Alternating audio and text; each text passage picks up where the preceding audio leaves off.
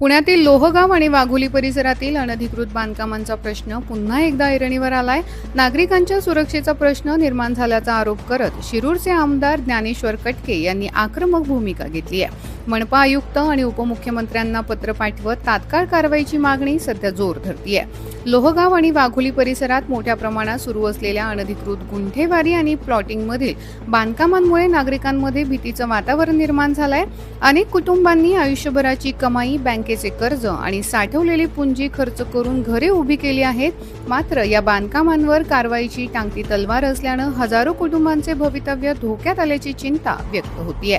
याच पार्श्वभूमीवर आमदार ज्ञानेश्वर कटके यांनी पुणे महापालिका आयुक्त तसेच राज्याच्या उपमुख्यमंत्र्यांना पत्र पाठवत या प्रश्नांना तातडीनं हस्तक्षेप करण्याची मागणी केलेली आहे. नागरिकांना न्याय मिळावा, नियमितीकरणाची प्रक्रिया सुलभ व्हावी आणि दंड भरून बांधकामे कायदेशीर करण्यासाठी पुरेसा वेळ दिला जावा, अशीही मागणी करण्यात येते. कटके यांनी प्रशासनाला केवळ तांत्रिक किंवा कायदेशीर दृष्टिकोनातून नव्हे तर मानवतावादी भूमिकेतून निर्णय घेण्याचे आवाहन केले. तसेच या विषयावर महापालिका संबंधित विभाग आणि वरिष्ठ अधिकाऱ्यांची संयुक्त बैठक तातडीनं बोलवण्यात यावी, अशी मागणीही त्यांनी केलेली आहे. आता प्रशासन या मागण्यांवर किती वेगाने निर्णय घेतं आणि लोहगाव वाघोलीतील हजारो कुटुंबांना दिलासा मिळतो का, हे पाहणं महत्त्वाचं ठरणार आहे. या प्रकरणाकडे संपूर्ण परिसराचं लक्ष लागलंय.